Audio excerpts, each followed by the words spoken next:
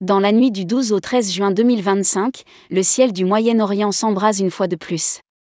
Des frappes aériennes d'une ampleur sans précédent, lancées par Israël contre l'Iran, marquent un tournant dans un conflit larvé qui menace désormais de dégénérer en guerre ouverte. Ces bombardements, baptisés Opération Lion Ascendant, ciblent plus de 200 sites stratégiques iraniens, dont des installations nucléaires comme Natanz, Fordow et Ispahan, ainsi que des bases militaires et des centres de commandement. Selon les rapports initiaux, ces attaques ont causé la mort de 78 personnes à Téhéran et blessé 329 autres, parmi lesquels des civils, des scientifiques nucléaires et des hauts responsables militaires, dont le général Hossein Salami, chef des gardiens de la Révolution. En riposte, l'Iran déclenche dans la soirée du 13 juin une salve massive de missiles balistiques sur Israël, visant Tel Aviv, Jérusalem et Haïfa. Ces frappes iraniennes, bien que partiellement interceptées par le dôme de fer israélien, font au moins 3 morts et 70 blessés, dont une sexagénaire dans un état critique à Tel Aviv. Le bruit assourdissant des explosions, les sirènes hurlantes et les colonnes de fumée s'élevant des deux capitales témoignent de l'intensité de cette escalade. Des images diffusées par les médias montrent des immeubles éventrés à Haïfa, des habitants fuyant les décombres à Téhéran, et des équipes de secours débordées des deux côtés. Ce cycle de violence, alimenté par des décennies de tensions, met en lumière les capacités militaires des deux nations, leurs faiblesses, ainsi que le rôle complexe des puissances étrangères, notamment les États-Unis sous la présidence de Donald Trump et la France d'Emmanuel Macron.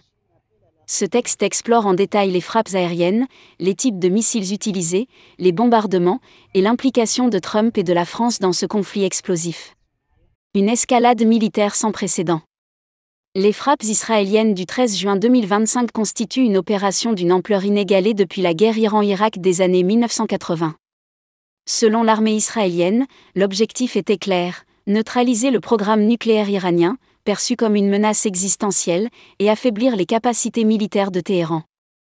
Les sites nucléaires de Natanz et Fordow, cruciaux pour l'enrichissement d'uranium, ont été lourdement endommagés, tout comme celui d'Ispahan, où une « énorme explosion » a été rapportée.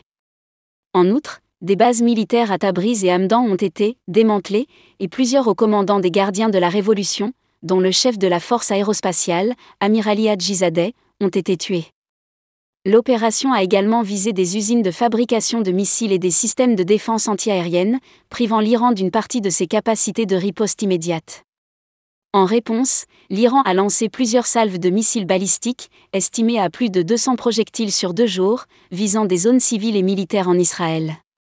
Ces attaques, menées en 3 vagues entre le 13 et le 14 juin, ont causé des dégâts significatifs, notamment à Haïfa, où un immeuble s'est effondré, piégeant des survivants sous les décombres.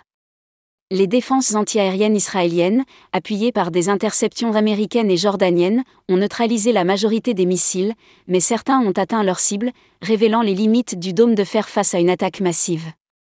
Le 14 juin, Israël riposte à nouveau, ciblant le ministère de la Défense iranien à Téhéran et d'autres sites stratégiques. Cette nouvelle vague de bombardements, accompagnée de la menace du ministre israélien de la Défense de faire brûler Téhéran si l'Iran persiste, intensifie les craintes d'un embrasement régional. Les pertes humaines s'accumulent. En Iran, le bilan s'alourdit à au moins 95 blessés dans les attaques du 14 juin, tandis qu'en Israël, les secours rapportent 34 blessés graves à Tel Aviv. Les missiles, une démonstration de force et de limite. Les missiles utilisés dans ce conflit illustrent à la fois la puissance et les faiblesses des arsenaux iraniens et israéliens. L'Iran, dépourvu d'une aviation moderne et de systèmes de défense antiaérienne performants, s'appuie sur son arsenal de missiles balistiques, développé au fil des décennies comme une arme de dissuasion. Lors des frappes du 13 et 14 juin, Téhéran a déployé des missiles comme le Fateh 110 et le Zolfaghar, capables de parcourir 300 à 700 km avec une précision accrue, ainsi que des missiles à plus longue portée comme le Shahab 3, pouvant atteindre 2000 km. Ces projectiles, lancés en salve massive, visaient à saturer les défenses israéliennes. Cependant, comme l'a montré une attaque similaire en octobre 2024, une grande partie des missiles iraniens a été interceptée par le dôme de fer, la fronde de David et le système Arrow, renforcés par l'assistance américaine. Malgré cette efficacité défensive, certains missiles iraniens ont pénétré les défenses israéliennes, causant des dégâts matériels et humains. Les cratères laissés à Tel Aviv et Haïfa témoignent de la capacité de l'Iran à infliger des dommages, même si son arsenal reste limité par l'absence de coordination aérienne et de systèmes de guidage de pointe. En outre, Les frappes iraniennes ont révélé une dépendance aux missiles sol-sol, moins coûteux mais vulnérables aux interceptions. De son côté, Israël a utilisé une combinaison d'avions de chasse F-35, de drones avancés et de missiles air-sol de précision, comme le Delila et le Popeye, pour frapper des cibles iraniennes à longue distance.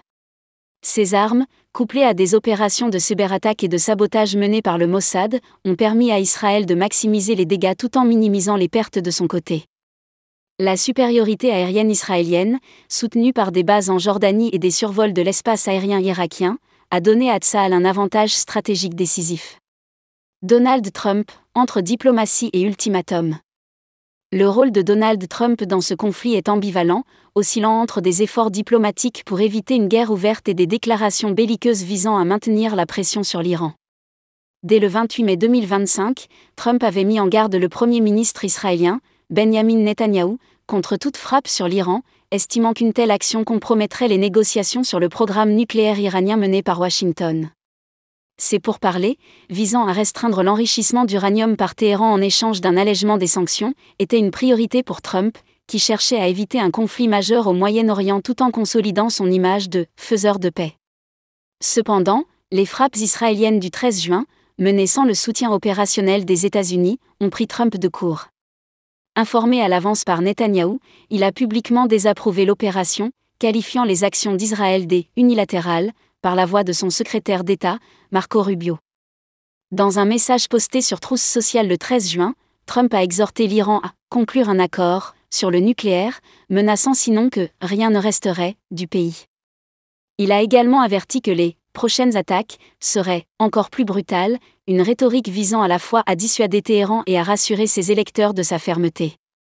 Malgré ces déclarations, Trump a maintenu une posture de non-engagement militaire direct.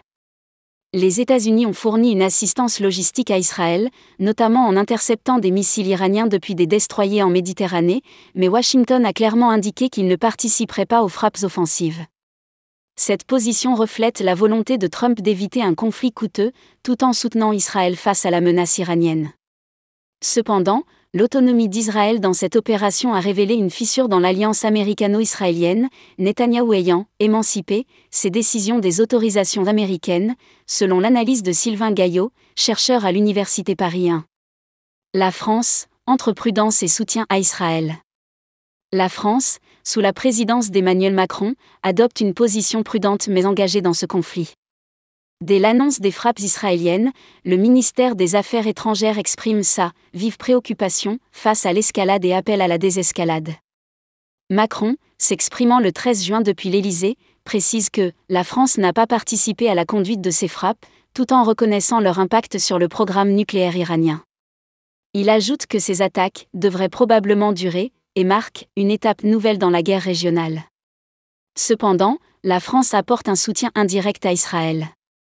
Selon des sources non confirmées relayées sur X, Macron aurait ordonné à des avions de chasse français de décoller pour aider à intercepter des missiles iraniens, en coordination avec les forces jordaniennes et américaines.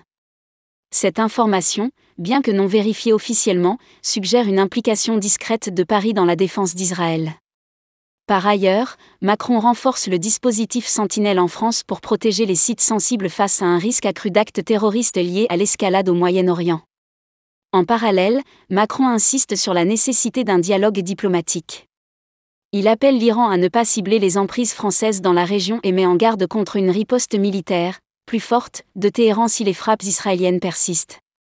Cette position, critiquée par Jean-Luc Mélenchon, qui accuse Macron de vouloir engager la France dans une guerre contre l'Iran, reflète le dilemme de Paris, soutenir le droit d'Israël à se défendre tout en évitant une implication directe dans un conflit potentiellement dévastateur. Conséquences et perspectives. Les frappes aériennes entre l'Iran et Israël en juin 2025 ont plongé le Moyen-Orient dans une incertitude sans précédent. Les pertes humaines, les destructions massives et l'impact économique, illustrés par la chute des bourses mondiales et la perturbation des vols régionaux, soulignent l'urgence d'une désescalade. Le pari de « Dans la nuit du 12 au 13 juin 2025, le ciel du Moyen-Orient s'embrase une fois de plus. Des frappes aériennes d'une ampleur sans précédent, lancées par Israël contre l'Iran, marquent un tournant dans un conflit larvé qui menace désormais de dégénérer en guerre ouverte.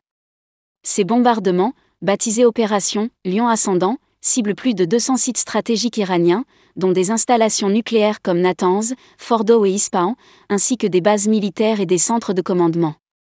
Selon les rapports initiaux, ces attaques ont causé la mort de 78 personnes à Téhéran et blessé 329 autres, parmi lesquels des civils, des scientifiques nucléaires et des hauts responsables militaires, dont le général Hossein Salami, chef des gardiens de la Révolution.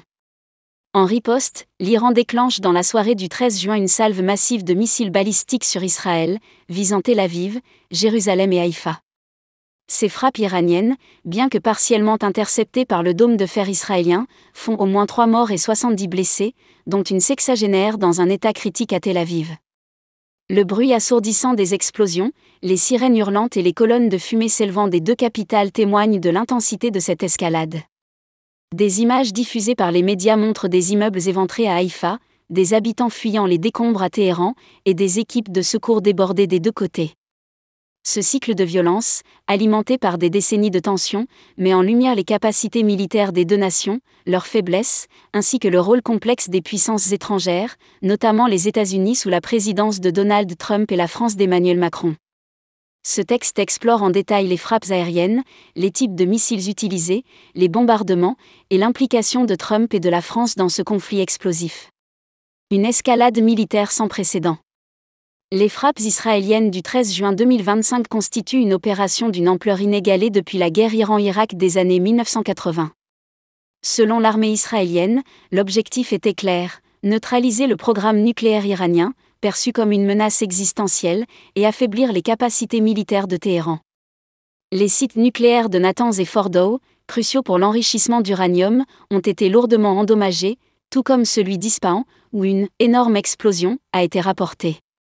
En outre, des bases militaires à Tabriz et Hamdan ont été démantelées, et plusieurs hauts commandants des gardiens de la Révolution, dont le chef de la force aérospatiale, Amir Ali Hadjizadeh, ont été tués.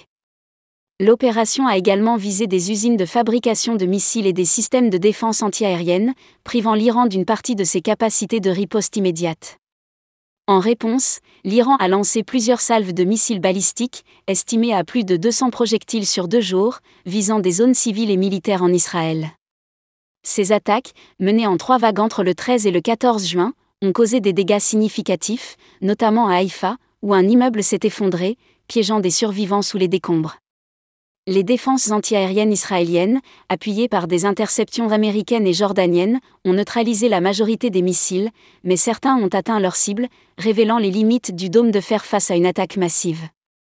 Le 14 juin, Israël riposte à nouveau, ciblant le ministère de la Défense iranien à Téhéran et d'autres sites stratégiques.